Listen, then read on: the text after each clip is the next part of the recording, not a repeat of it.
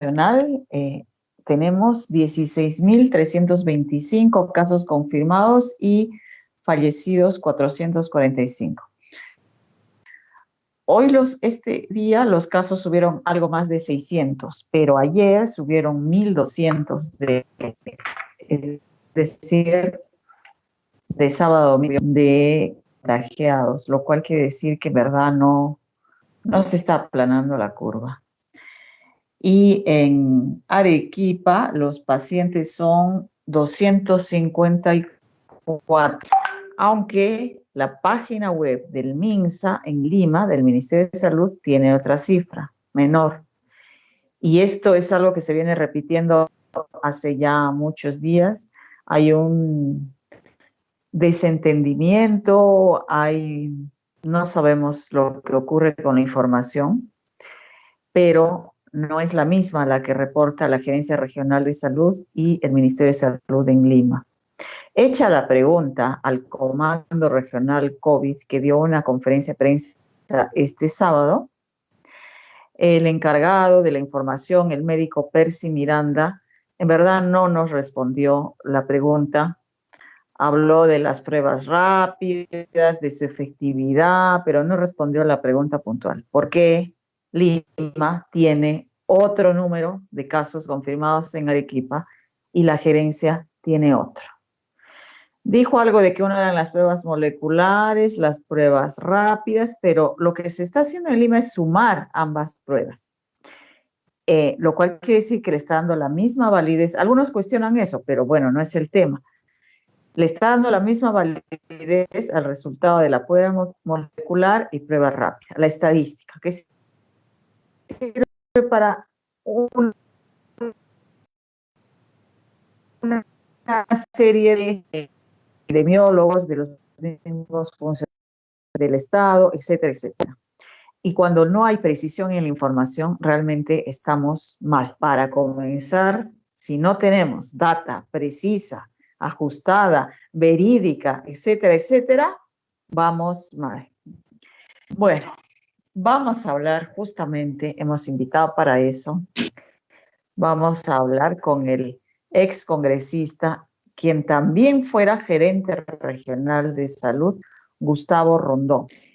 Y le vamos a preguntar cuáles son las características de una gerencia regional de salud, específicamente la de Arequipa. ¿Por qué se están presentando estos inconvenientes? Ayer se supo que el director del hospital COVID, o sea, el hospital donde van a ir los pacientes críticos, el que se ha destinado como el centro, ¿no?, de la lucha contra el COVID, el Hospital Honorio Delgado, el director ha renunciado. Hoy día no se sabe si le han aceptado la renuncia, aunque ya habían anunciado a su reemplazante ayer, aunque la carta no había entrado por mesa de partes. Al final, el doctor renunciante, Juan Condori, ha dicho que él no se mete en política. O sea, ¿qué quiere decir? ¿Que estaban metiendo la política en esto? En verdad, no es muy buena señal. Bueno, creo que ya estamos conectados con el ex congresista y ex gerente de salud, Gustavo Rondón. Buenas noches, Gustavo, ¿me escucha? Buenas noches, Mabel, qué gusto escucharte, verte a través de esta tecnología informática. Obviamente saludar a Josué, a Eric, los he visto por allí, y yo estoy acá con Leopoldo, que estamos a la orden. Buenas noches. Muy bien, buenas noches. No son épocas precisamente felices, pero bueno, tenemos que hablar de estos temas que son de repente áridos, de repente difíciles, pero nuestro público necesita saber. Entonces, como ex gerente regional de salud, y que también fue la tormenta de alguna manera, porque ahora al ver la realidad de nuestros hospitales, la gente ha dicho, bueno, ¿y qué es lo que han hecho los gobiernos regionales pasados desde Daniel Verabayón, ¿no? Y más aún cuando se han transferido ya competencias a los gobiernos regionales, porque al inicio no era así, pero ya desde la época de Juan Manuel Guillén, hay competencias específicas de los gobiernos regionales para administrar el sistema de salud.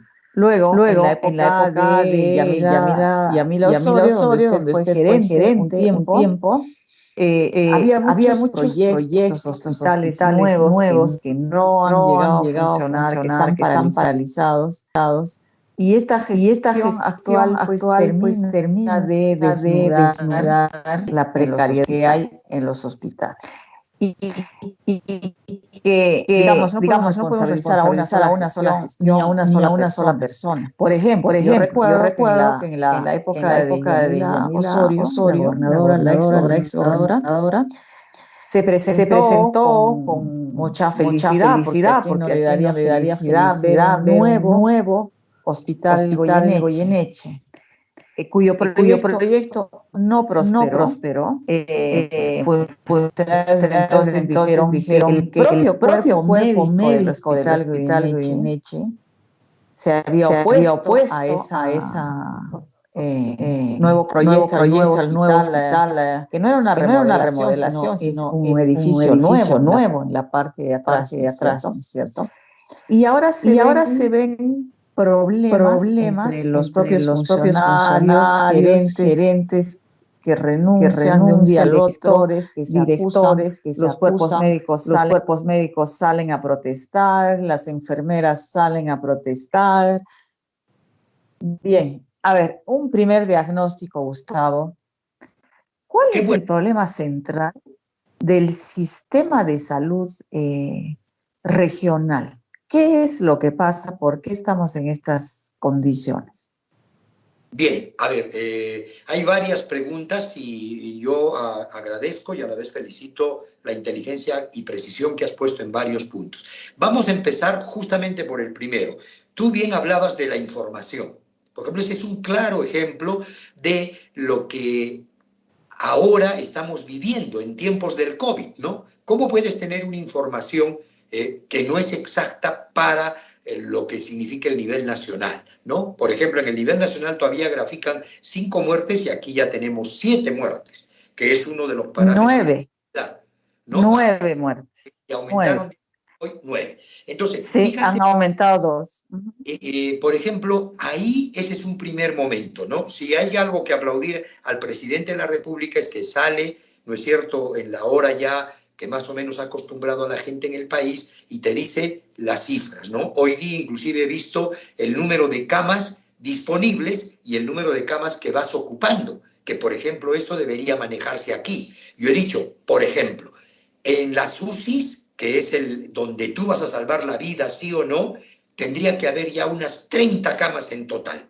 Entonces, y tú vas midiendo cada día cuántos pacientes salen, cuántos ingresan, como para ver si te necesitas más o necesitas menos y el grado de gravedad, valga la redundancia. Entonces, en ese sentido, la información ya te está traduciendo un manejo no el más óptimo. Lo segundo, que muy bien has dicho tú, y todo lo hemos percibido, no hay un liderazgo claro, ¿no es cierto? O sea, en el fondo tienes directores que renuncian, personal que se queja, no tienes lo básico indispensable para ir a la guerra, que son, por ejemplo, los equipos de protección. Porque ¿cómo exiges tú que la gente se enfrente a un paciente COVID o posible COVID, ¿no? Posible portador del coronavirus y no tiene toda su indumentaria de guerra? Entonces, ese es un momento complicado.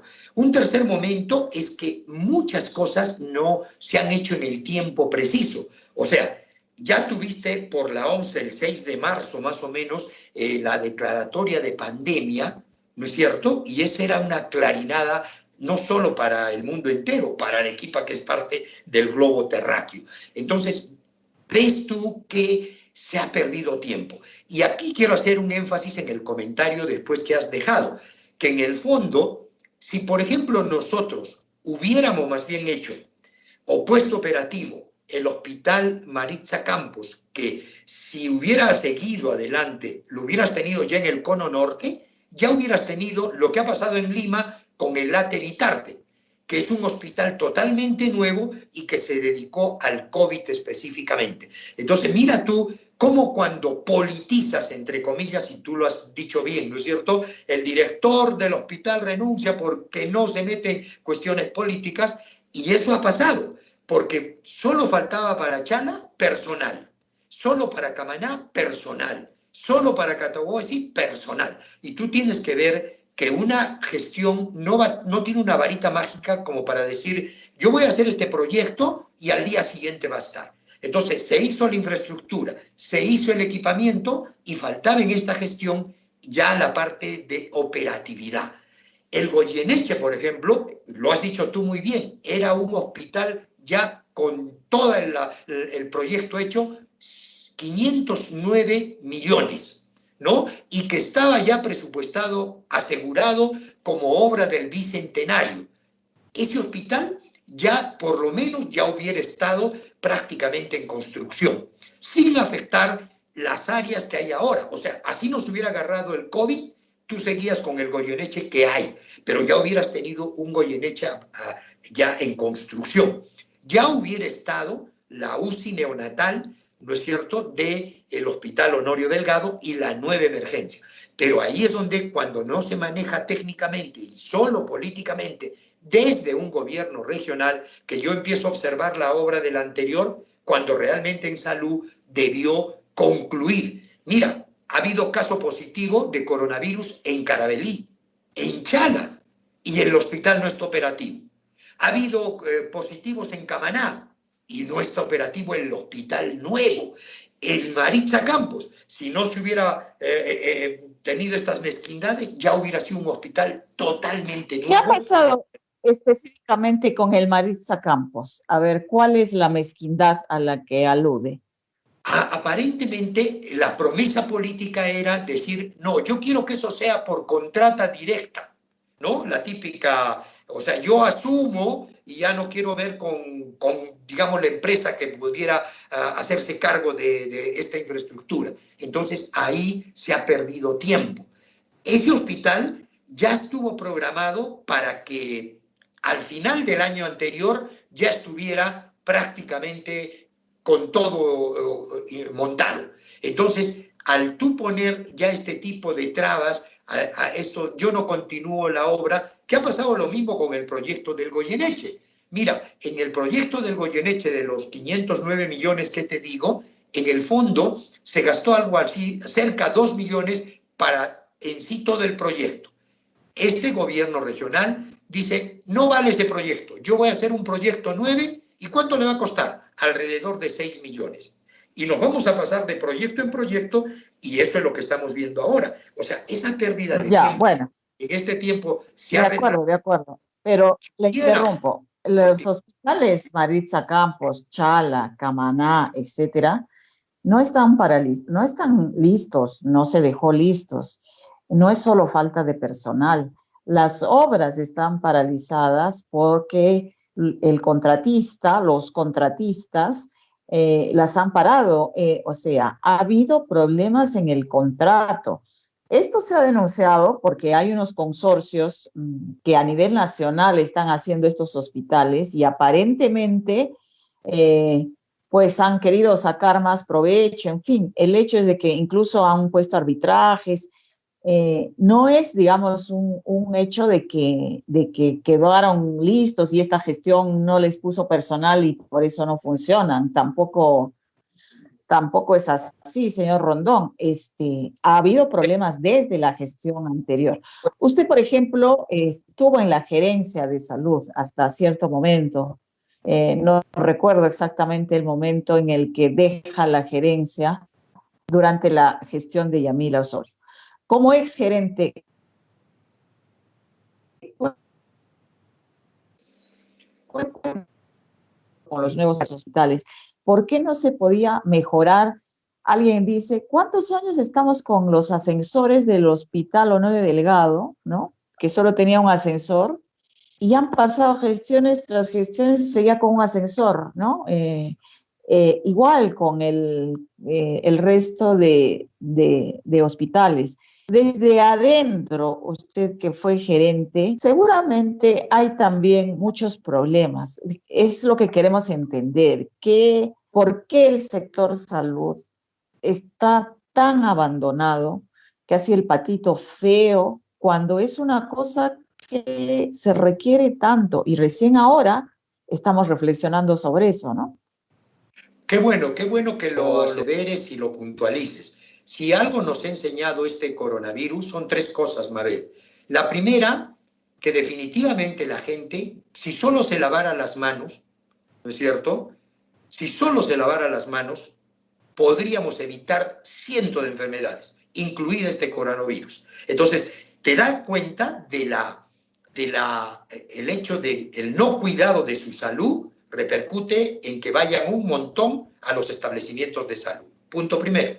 Punto segundo, el hecho de que nosotros no nos cuidamos y no cuidamos al otro, que debería ser lo vital y probablemente para mí la mejor enseñanza del COVID-19, ¿no? O sea, yo me protejo en un inicio, por ejemplo, yo me protejo justo para que a otro no le contagie. Y ahora que hay asintomáticos, también me debo proteger porque de repente sin querer estoy contagiando. Mira tú, dos cosas que radican en ti, en mí, en el ciudadano que ahorita guarda la cuarentena y el irresponsable que no lo hace. Segundo punto, que es importante, es esa precariedad que has dicho tú. Entonces nos las pasamos diciendo, ha pasado una gestión, ha pasado la otra, ya ha pasado la otra. Lo mismo dijo también el presidente, ha pasado una gestión, ha pasado, no es de ahora, es de siempre. Y eso es bueno. Yo aplaudo que más bien, y siempre lo he dicho, o sea, salud ha sido, entre comillas, el patito feo. Y le exiges al gerente, a los gerentes, que cuando solo le das, por decir, un sueldo mínimo para vivir. ¿Ok? Y te estoy exigiendo que tengas casa, que tengas carro, que tengas esto, que tengas el otro. Entonces, salud siempre ha estado en ese 3%, raspando algunas veces 4% del PBI. Y para que tú tengas un sistema de salud, ok, y sí le puedas exigir con todo derecho a los gerentes, a los directores y todo lo demás, tendrías que darle el 8% mínimo. El 8%. Entonces, ahora si te has dado cuenta, mira, está hablando que va a aumentar 1000 camas más de hospitalización porque se va desbordando en Lima, ¿no es cierto? Las torres estas de los panamericanos, la Villa Panamericana, dicen, van a aumentar en 1000 camas. Claro, imagínate, si no fuera el coronavirus, o sea, recién te acuerdas de que esa Villa Panamericana que iban a darla en vivienda a los deportistas y todo, se debe convertir en un gran centro hospitalario. Entonces, por fin se van dando cuenta de esa precariedad. Entonces nos las hemos pasado criticando al de turno. Ahora, eso sí es verdad, Mabel. Hay que criticar, y yo por eso, dentro de lo político, ¿no es cierto? O sea, el gobierno regional también tiene culpa, así como el nacional no pone más presupuesto, en un gobierno regional sí se podría poner más presupuesto. ¿Estamos? Entonces, de alguna manera, cuando, mira, ¿quién te hace 3 hospitales y te deja 3 en construcción? ¿Qué gobierno regional? Ninguno lo ha hecho. Sin embargo, se ha dejado. Y eso se debió, en todo caso, continuar.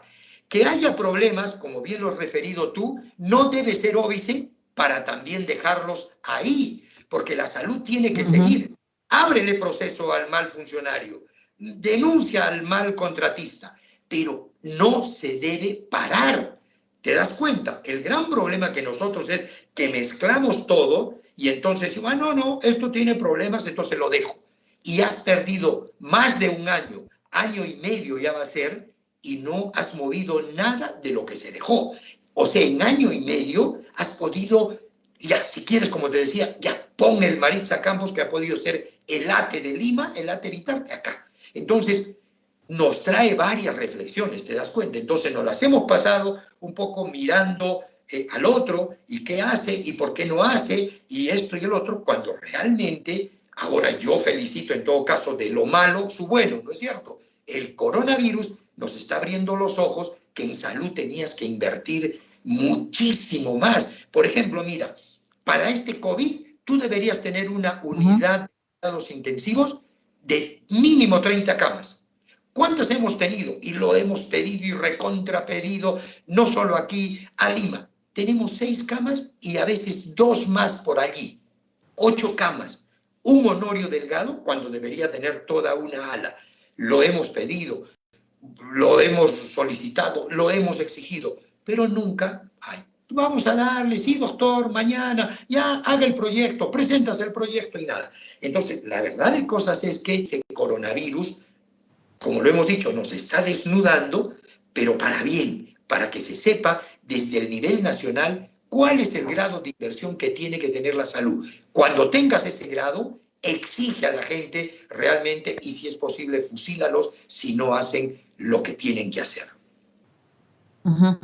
Ahora, si bien es cierto que los médicos y las enfermeras que están en la primera línea, como se dice, que son los que tienen el contacto y van a tratar y van a acercarse a los pacientes COVID, están haciendo una labor extraordinaria que requiere en realidad de un gran temple, valentía y tal. También, como en todo, hay otros elementos que no necesariamente han actuado en esa línea. ¿Y a qué me refiero? Por ejemplo, ha habido un mal manejo de protocolo para pacientes COVID, tanto en el Hospital Honorio Delgado, donde una paciente no estaba aislada, o sea, no se tomaron las precauciones, tanto en el Hospital Goyeneche, en el área de pediatría, en el Hospital de Camaná. Es cierto que han dicho, no nos han dicho, no hay protocolo, pero en realidad, si yo soy un profesional médico, una profesional de la enfermería, también tengo que tener un poco de iniciativa, ¿no?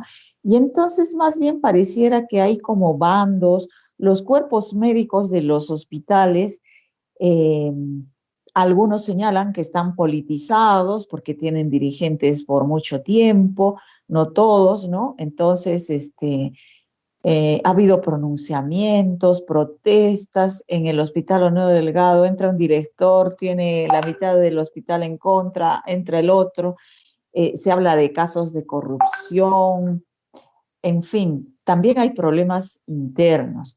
Por eso le reitero la pregunta, como fue gerente de salud usted, explíquenos cuáles son los mayores escollos para que la gestión en salud pudiera andar y pudiéramos tener, hubo el presupuesto y sin embargo no están los hospitales y la cantidad de camas UCI es francamente risible, ¿no? Porque ahora se va a ver, lamentablemente, ahora se va a ver esas falencias, ese estado de los hospitales Goyeneche y Honorio Delgado es francamente desastroso. Entonces, pareciera que hay problemas de presupuesto, como usted bien lo han dicho, pero también hay problemas de gestión y también hay problemas internos de relaciones, o sea, se ve hace tiempo ya que hay grupos en el Hospital Honorio Delgado, en el Hospital Goyeneche, se denuncia. Hay corrupción, pues tampoco se ha explicitado, ¿no?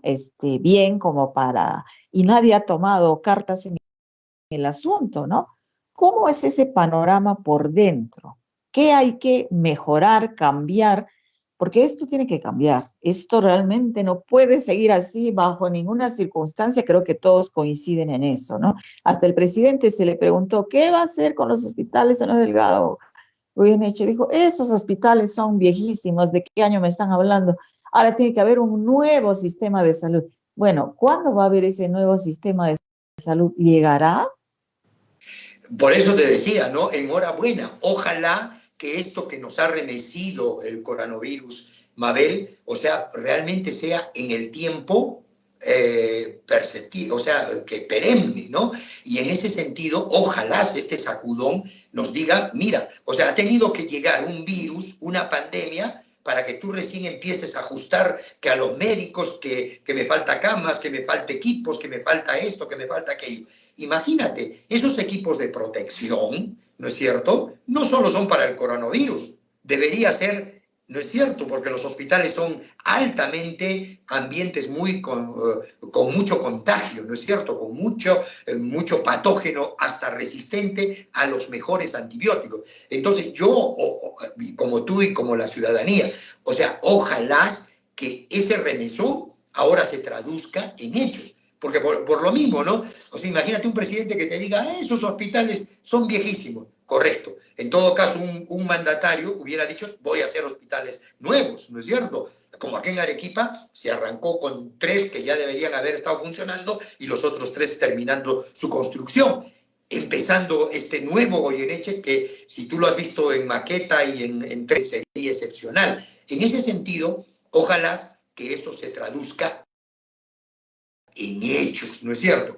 No te quiero negar, y en eso coincido contigo, obviamente los hospitales también, especialmente en gestiones pasadas, que tú muy bien conoces, se dio mucho campo a la parte de la parte política, ¿no es cierto? Entonces los gremios se hicieron muy poderosos dentro de los hospitales especialmente. Entonces siempre aparecía un director, no tenía 2 días en el cargo y ya estaban pidiendo su renuncia, ¿no es cierto? Y también no hay que negar, Mabel, que los directores de hospitales, ojo, no han tenido toda la diligencia, la gerencia para esto, ¿no es cierto? O sea, en el fondo, un director, en el fondo tiene 4 paredes que controlar, no tiene más, no tiene una región que tienes que viajar hasta Cotahuasi o tienes que viajar a Lomas o tienes que viajar a la salud como región, ¿no es cierto?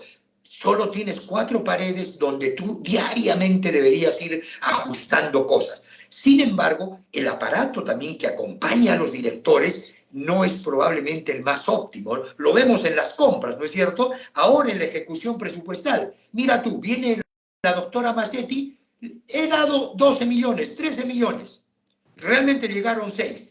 Pero ¿cuánto ejecutaron? 50.000 soles. Cero, ¿no es cierto? O sea, en el fondo... Ahora, o sea, por eso claro, digo, hay que saber conocer. ese tema tocar. Según el gobierno regional dice que los ha distribuido a los hospitales y a las, o sea, que ha distribuido todo. Entonces, quien no ha gastado también serían cada unidad. No niego la responsabilidad del gobierno regional, pero realmente quiero llegar un poquito más abajo. ¿Qué pasa con el cuerpo administrativo de los centros de salud, de cada centro de salud, de cada hospital? ¿Por qué ha pasado esto que 3 hospitales han tenido que entrar en cuarentena? Ahí, por supuesto que hay falta de recursos de todo, pero también hay otro tipo de problemas. ¿Con qué se topó usted allá al interior de los hospitales? Porque ahí tiene que comenzar, ¿no? Y la reforma. También arriba, por supuesto, pero es conjunto, porque no, esto no va a cambiar con un solo cambio, ni con una orden de arriba, ni con un grupito que, digamos, entregado, como ahora está ocurriendo con los que realmente están atendiendo con toda vocación y con sacrificio, hay que decirlo, ¿no? Pero también tienen al lado una serie de problemas. Bueno que lo toques, Mabel. O sea, ahora, para aclararte un poquito, sí se distribuye, ¿no es cierto? Y hay ahí la falencia de los directores de cada unidad ejecutora, valgan verdades, ¿no? O sea, el director de un hospital, el del otro, el de la red, etcétera. Pero también gobierno regional tiene un presupuesto. También lo es más o menos el 35% de todo. O sea, por ejemplo, ahora han enviado dinero para contratar personas, para equipar, para comprarlos. Sin embargo, eso ha llegado al gobierno regional.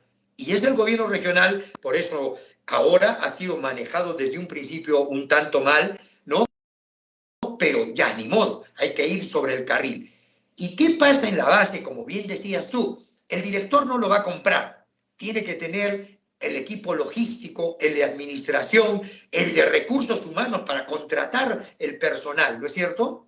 Ahí, ¿quién creyera que muchas veces está el nudo ciego, ¿no? Entonces al director tú le transfieres tantos millones, ya, lo pasa a su unidad administrativa y resulta que después no hicieron la convocatoria a tiempo, no compraron a tiempo, no licitaron a tiempo, encima a veces ahí podrían prestarse corrupciones, ¿no es cierto? No quiero que gane esta firma, quiero que gane la otra, o hacen términos de referencia calzados para que tal firma gane y no la otra. Entonces, sí, hay todo un engranaje de, yo diría, de corrupción en parte, que justamente te enlentece esto, ¿no? Y entonces ahí vienen algunos líos que por eso no salen las cosas a tiempo. Y bien que tú lo plantees, porque en el fondo el nivel regional tiene responsabilidad.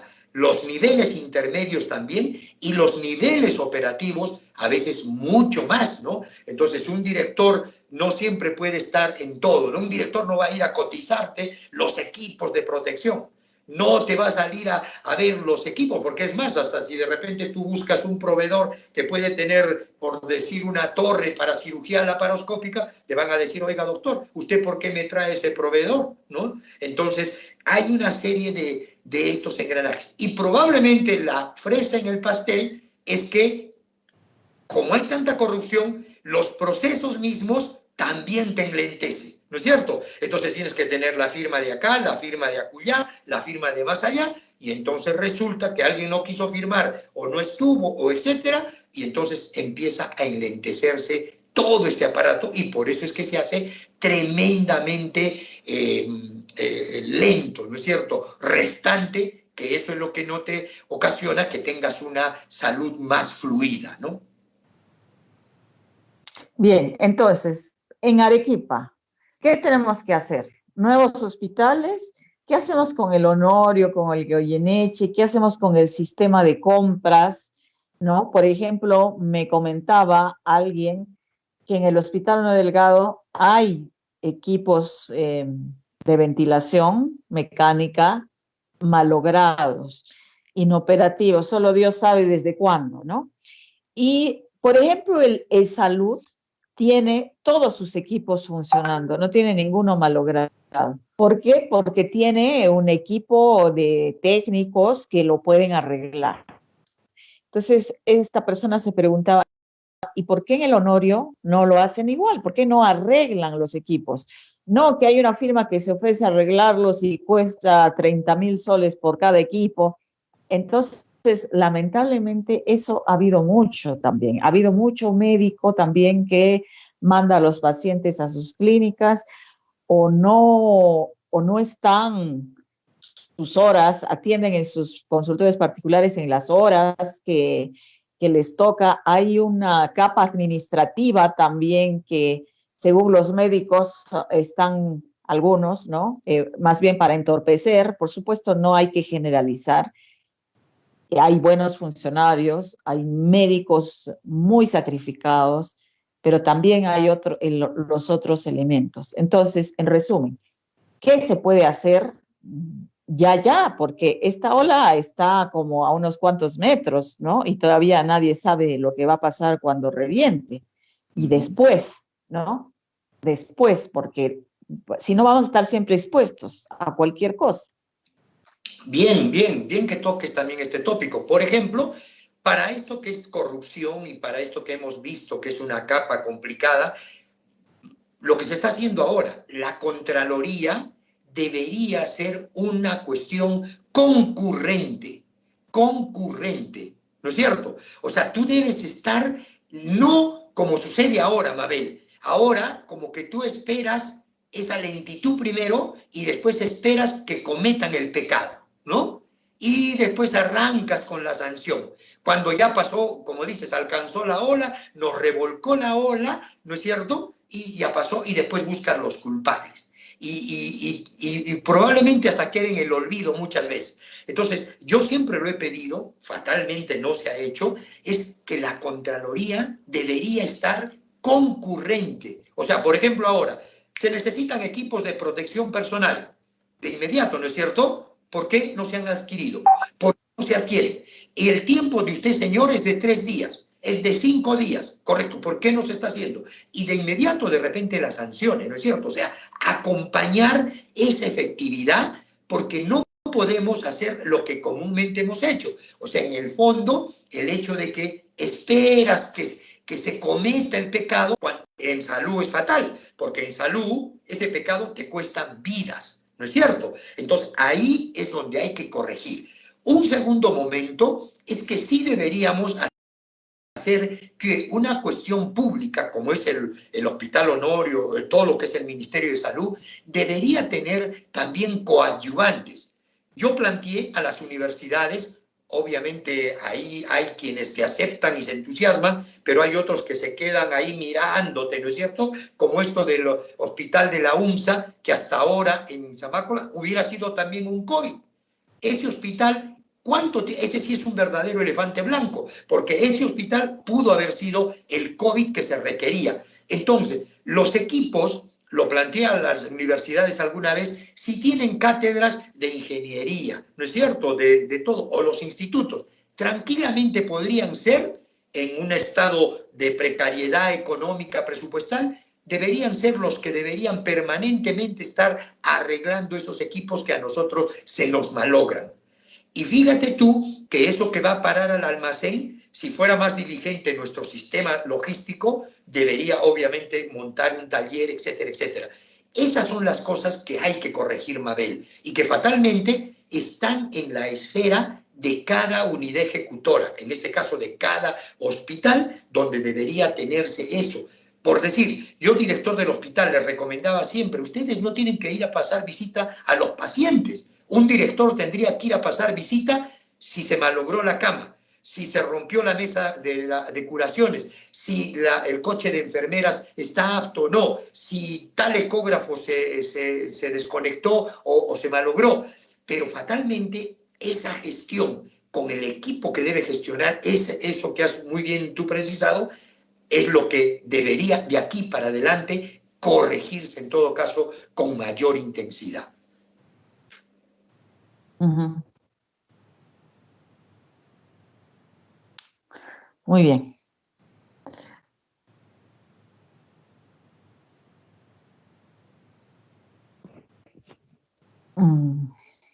Se me fue el audio. Yo no estoy... tengo audio. ¿Oh? Okay. Sí, ya, escucho. Ok. Bueno, muchas gracias, doctor Rondón. Le agradezco este tiempo. Que tenga No, muy buenas noches. ya, gracias Mabel, a ti, a todo el equipo, a Erika, a Josué. Obviamente estamos a la orden. Este es un tema apasionante. Y una cosa y una precisión final, Mabel. Como ves, a mí me encanta que hayamos hecho esta entrevista porque te permite aclarar esas percepciones que hay de fuera y que al interior muy bien has entrado en el tema, que hay muchas cosas y que pasan primero por la prioridad en nuestro PBI nacional que se asegure para el sector salud. No se esté simplemente con presupuestos al sueldo mínimo, entre comillas, ¿no es cierto? Y que obviamente se mejore la gestión y que Contraloría acompañe los procesos, no solo para ver corrupción, sino también para ver demoras de tiempo, de licitaciones, ¿no es cierto?, de términos de referencia, porque creo que así podríamos tener un sector salud mucho más dinámico, ¿no? Así es, así es. Muy bien. Bueno, solo para aclarar, no he querido extenderme más tiempo, pero el hospital de Zamácola de la UNSA no es un elefante blanco. De hecho, se le ha ofrecido al Ministerio de Salud, está el laboratorio completamente implementado ahí, pero no ha sido tomado en cuenta. Y yo asumo que la razón no es el estado del laboratorio, sino que no hay pruebas. En este momento no hay más de una decena de pruebas moleculares en Arequipa. No hay, se agotaron. En un primer momento, cuando ocurrió el contagio en el hospital Delgado, había más de 100 pruebas y después se redujeron hicieron pruebas moleculares asustados probablemente por lo que había ocurrido en el hospital para no contaminar al personal médico, pero sin medir mucho, ¿no? Y ahora no tenemos pruebas moleculares, Va a solo haber, pruebas rápidas. Entonces, yo quiero esa decir sería algo. la razón. No, te Sí, quiero decir algo que es importante, así como hemos desnudado al sector salud. Yo cuando he sido gerente, ojo, y cuando fui congresista, he hablado alrededor de 3 rectores, ¿no? Cuando estaba en el cargo. Y sí, un momentito. la verdad de cosas es que Sí, ese hospital, al margen del laboratorio que hablas y que me parece obviamente eso atendible, es el hecho de que la hospitalización debería haberse dado. A mí me parece que de todas maneras hay que contemplarlo, porque mira, el Maritza Campos se construye en el ministerio porque justamente antes pensábamos más bien que para el cono norte, que son 200.000 personas, debe haber un hospital allá. Entonces se conversó con los rectores ya años atrás y obviamente no hubo el pase respectivo. Por eso es que se hizo el proyecto del Maritza Campos en la 54. O sea, la cuestión de hospitalización es muy aparte de esto de laboratorio que tú dices, pero que enhorabuena en todo caso se pueda llevar adelante. Por eso en la salud tenemos que sumar esfuerzos, no restar los esfuerzos, porque hemos sumar, visto de eso se hoy trata. una vez más que en salud, desde lavarnos las manos, el distanciamiento, el protegernos con las Muy bien, mascarillas, tranquilamente podría estarnos evitando gastos al propio Estado y a la propia salud. muy bien, gracias, Gracias, Gustavo. Mabel. Muy bien, vamos a hablar ahora sobre otro tema que preocupa a la población y que por mucho tiempo también fue el otro patito feo del Estado peruano, que es la educación.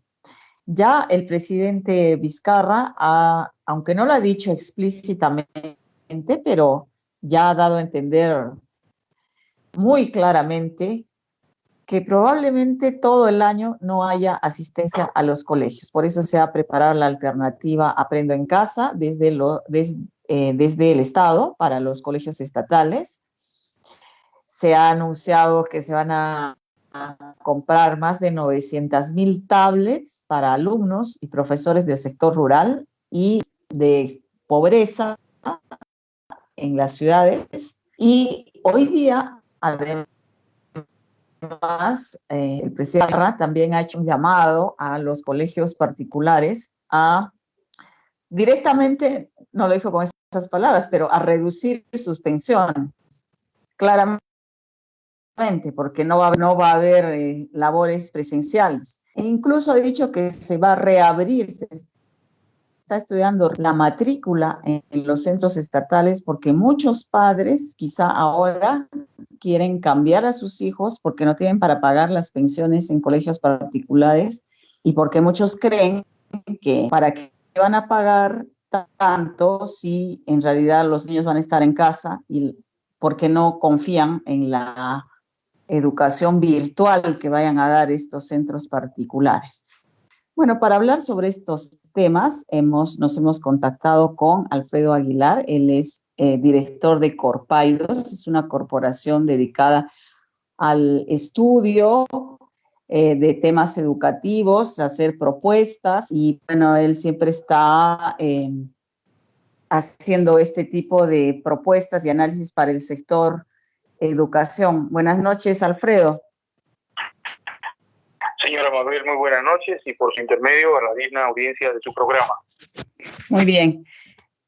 ¿Qué le parece a usted, en principio, antes de entrar en detalles, la posibilidad de que el año entero de enseñanza virtual, porque no parecen haber las condiciones para permitir que los escolares, especialmente los escolares, más que los universitarios, pudieran regresar masivamente a las clases presenciales?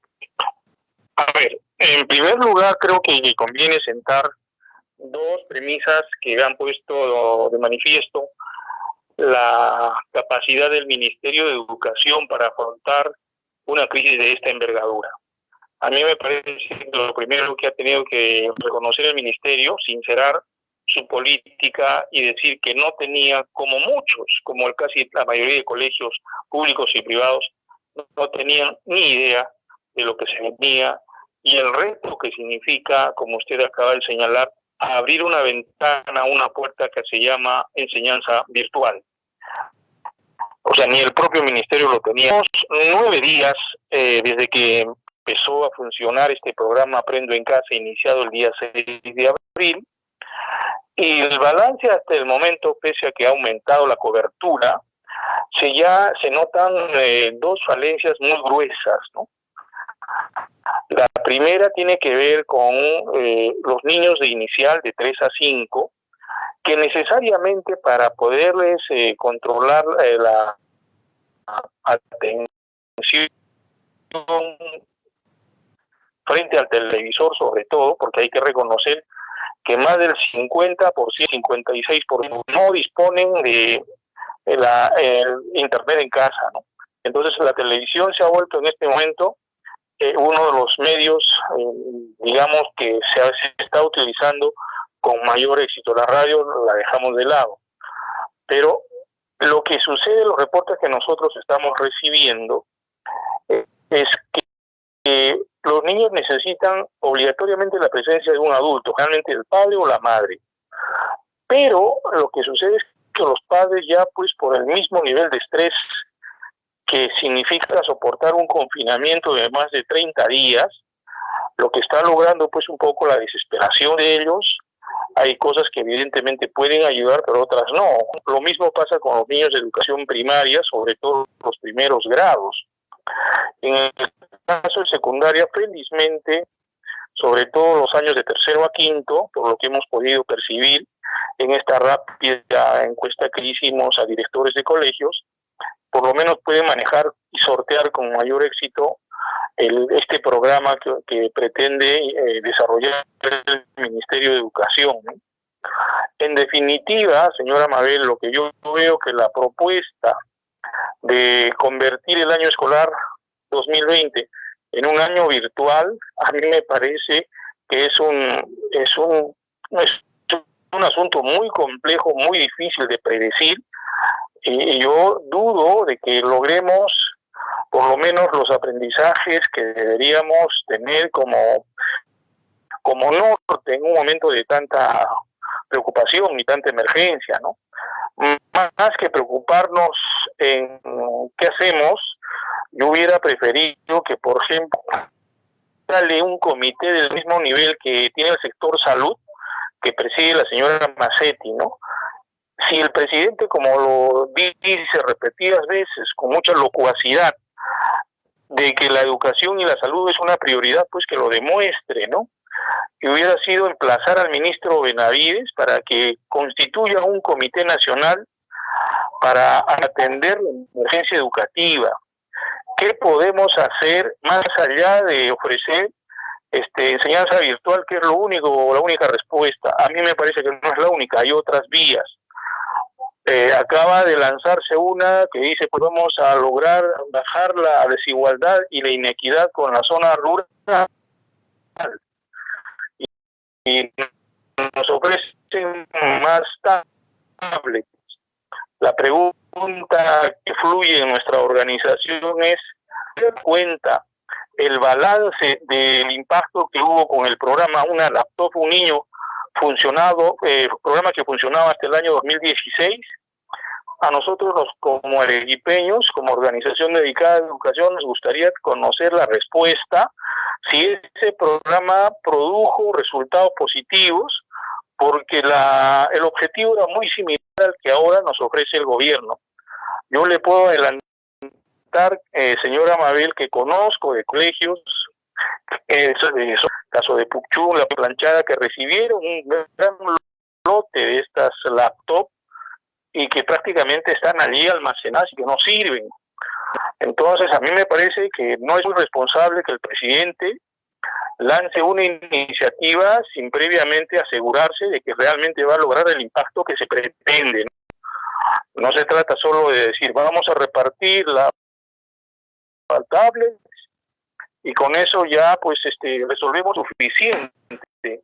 Aquí se necesitan políticas de firmeza, de cambio y sobre todo mirar a la escuela como un todo. No podemos seguir pensando que la escuela tiene dos caminos, escuela pública y privada. Ya no es posible esa mirada, tenemos que pensar en la educación nacional como un todo. Y lamentablemente yo veo que no es así, porque el propio ministro se encarga precisamente de atizar esa división cuando él incita a los padres y les dice, si están descontentos con la escuela privada porque no les sirve la oferta que les ofrecen, vénganse aquí a la escuela pública, abrimos las puertas. Bueno, es muy probable que esto ocurra, pero recuerden que la migración siempre se ha dado porque los padres valoraban muy bien la calidad del servicio. Y si existen en el Perú 54.000 colegios privados en total, a mí me parece que es una oferta que no puede dejar de atender a 1.600.000 estudiantes. En el caso de Arequipa estamos hablando de más de 130.000 estudiantes que están en colegios privados. No se les puede de la noche a la mañana dejar pues a su suerte, ¿no? El Estado allí tiene que cumplir su rol de entender de que la educación peruana está en emergencia y la educación es una sola.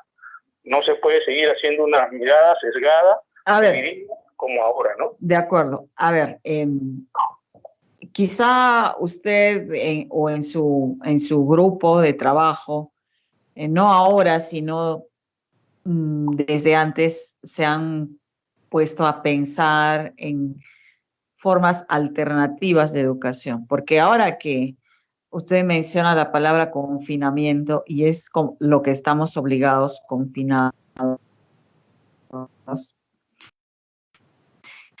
hay también post sobre que lo más libre y que los niños no debieran estar confinados a las aulas, como ocurre con muchos colegios, teniendo 30 minutos para salir y la evidencia de eso, digamos, es que cuando se dio esta medida de aislamiento social, llamada cuarentena, etcétera, muchos niños expresaron su alegría, ¿no? Es decir, algo está mal en nuestros colegios, algo está mal en nuestro sistema educativo, que eso fue una fiesta para los niños, ¿no? El colegio no debería ser un lugar de confinamiento, como lo es ahora, de 8 de la mañana a 4 de la tarde, con espacios limitados para el esparcimiento, sino un lugar al que los niños quieran ir. Y por otro lado, efectivamente esta forma sorpresiva que además se ha impuesto para que las clases sean virtuales, pues agarra a muchos en el aire, ¿no? De sorpresa. Pero, digamos, no se va a poder enseñar de repente la matemática o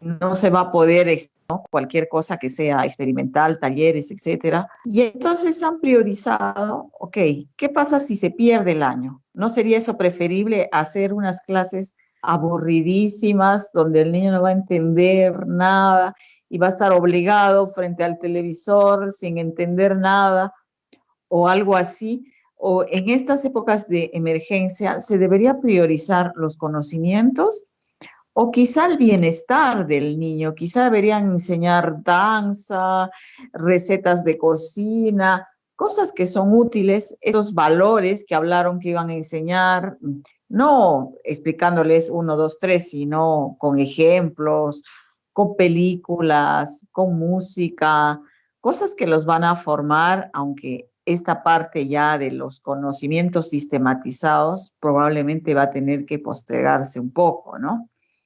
En fin, le menciono todo esto para ver, a ver, hay una visión alternativa. ¿Cuál sería la alternativa a esto que están proponiendo y que evidentemente no estaba preparado, ¿no? Entonces están haciendo lo mejor que pueden en estas circunstancias, supongo, ¿no? Bueno, a ver, hay dos precisiones y dos comentarios que yo le agradezco, señora Mabel, y que me permita a ustedes comentarlos. El primero tiene que ver, como por ejemplo, hasta qué punto esta situación pone a debate la eficacia de la escuela en cuanto a acogida, de calidad y calidez. Efectivamente, siempre que pensamos en los niños, sabemos cómo celebran ellos el tiempo de sus recreos. Eso nadie lo duda, porque eso lo disfrutan plenamente. Pero tenga usted en cuenta también que para muchos niños, la escuela es quizá el espacio donde tienen ellos la oportunidad de desarrollarse, de verse con sus pares, que es lo que más celebran, y la oportunidad pues de expresarse de manera libre, ¿no? O sea, encuentran que la escuela les aporta mayor libertad que en el hogar, por lo menos tienen un espacio en el que pueden ser visibles, lo que no ocurre en muchos hogares donde prácticamente a veces los padres casi ni existen, no los atienden. Entonces, a mí, por ejemplo, me pone a recuerdo su reflexión el hecho de que muchos niños, por ellos quedarse hasta bastante pasadas las 3 de la tarde, ¿no? Porque veían que la escuela es eso que no tienen en el hogar. Así como hay cuadros de, digamos, de empatía y de acogida, también hay escenarios de escuelas bastante duras, es cierto, ¿no? Y eso es lo que tenemos que cambiar, ¿no? Ahora, yo entiendo que frente a esta situación, a mí me hubiera gustado que en la región Arequipa y sobre todo en el sur, donde tenemos menos casos, si lo comparamos con el norte del Perú, que se hubieran tomado algunas decisiones y alcanzarse al Ministerio de Educación a efectos de que cuando se dicten estas decisiones que aplican a todo el país, se tomara en cuenta las condiciones, la diversidad y las específicas situaciones que tiene cada región, ¿no? Un dato que, por ejemplo, pongo a la mesa de su programa es el que Corpaidos recogió hace ya más de una semana, cuando apelamos a la estadística del 2019, 262 escuelas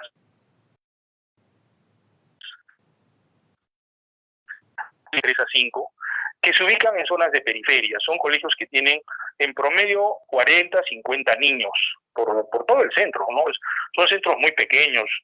Entonces, nosotros elaboramos una propuesta y se la alcanzamos al principio al Ministerio de Salud, porque veíamos que por lo menos por allí, a mayor seriedad, porque en el sector de educación, señora Mabel, usted se habrá dado cuenta que quienes regentan el sistema educativo han desaparecido, ¿no?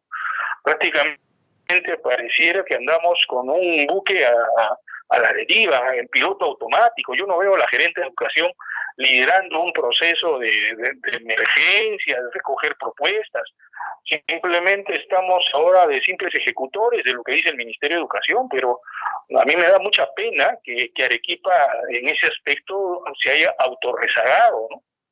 Entonces, volviendo al tema, para centrar la idea, nuestra propuesta fue muy concreta, ¿no? Es decir, si lo que se quiere evitar es el hacinamiento de las escuelas, porque el grave riesgo que se corre es que a mayor presencia de personas, las posibilidades de contagio son mayores, ¿por qué no hacemos un programa de servicio fragmentado, ¿no? Es decir, convertimos la semana escolar de sábado, de lunes a sábado, 6 días, los niños y los colegios que tienen una población menor a 50 niños tendrán que dividir la asistencia de sus niños en 2 grupos. Unos irán el martes, el lunes, miércoles y viernes, los otros martes, jueves y sábados. No tienen que ir toda la mañana, pueden ingresar a las 9 y salir a las 12.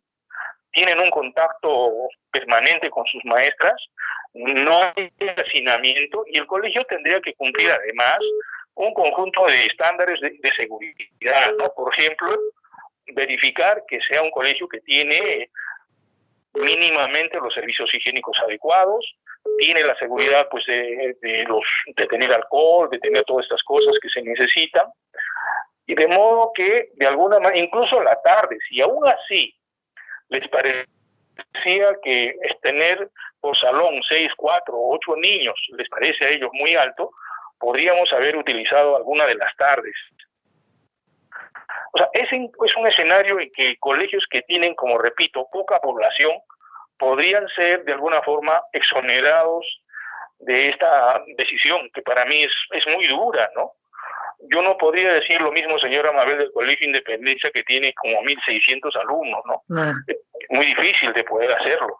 Pero en los colegios pequeños, que son la gran mayoría en Arequipa, ¿por qué no les permitimos lanzar algunas propuestas que permitan por lo menos acercar, sobre todo al segmento más importante, que son los niños? Ya hemos visto que la oferta del Ministerio por televisión no está logrando sus objetivos, ¿no? Porque los niños necesitan siempre la presencia de la maestra, de la madre, porque son niños en estado de desarrollo, ¿no? Entonces, son pequeños que necesitan frecuentemente estimulación. Están prácticamente en una etapa tan delicada y tan sensible que dejarlos a la deriva, como se pretende ahora decir, pues no hay clases, sería para ellos fatal, ¿no? Usted muy bien lo ha dicho en otros programas. De 0 a 6 años, si no logramos proteger y desarrollar todas las potencialidades de un niño, lo que podamos hacer después sería muy tarde, ¿no? Entonces creo que el ministerio, cuando lanza sus propuestas, debería ser más cauteloso, más responsable y consultar a las regiones. Pero lamentablemente nosotros tenemos pues una región veleta, ¿no? Porque no ata ni desata. Ya bueno, sus entrevistados anteriores han puesto en blanco y negro el estado de salud. Y a mí me toca poner el de educación en la misma condición de fatalidad, de falta de liderazgo, de políticas, ¿no? Entonces es una lástima que no tengamos desde Arequipa una propuesta que muy bien podríamos haber alcanzado al Ministerio de Educación y decirle, muy bien, en Arequipa vamos a intentar hacer este cambio y veremos cómo evoluciona. Pero decir ahí, vamos a todo el mundo a la enseñanza virtual, sabiendo que hay colegios que no pueden solventar una plataforma de esa naturaleza, lo único que les queda es engancharse a este programa del ministerio, ¿no? ¿Cómo luego hacemos la evaluación? El ministerio ha dicho que no se va a perder el año. ¿Qué vamos a hacer? Vamos a dejar ahora que al azar, que, bueno, por referencias, vamos a hacer las evaluaciones escolares. A mí me parece que el ministerio allí debería haber hecho una propuesta más fina, más sólida, más creíble y sobre todo más confiable, ¿no? Porque no se puede decir, como usted usted conoce, a primeros de abril, el día 4 de mayo, vamos a reiniciar las clases presenciales de manera gradual, poco a poco. Todo lo entendimos perfectamente. Y cuando ya nos acercamos al mes de mayo, nos dicen, bueno, ahora no, y esto ya no vale. Resulta que las clases no se sabe cuándo vamos a iniciar presencialmente. Mientras tanto, vamos a continuar con la enseñanza virtual. Entonces, usted verá que es un síntoma de que el gobierno no es serio, no es responsable cuando lanza una propuesta de esta envergadura y pone, por cierto, en grave alteración nerviosa a toda la comunidad educativa del país, ¿no? Bueno, muy bien.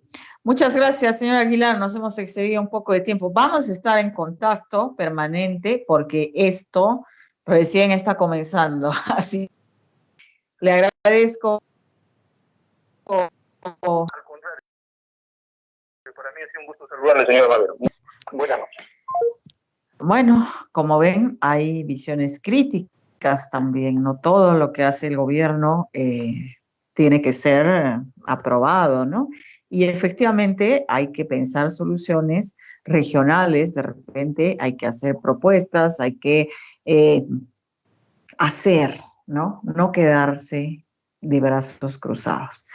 Bueno, esto ha sido todo por hoy. Nos reencontramos mañana. Que tengan muy buenas noches.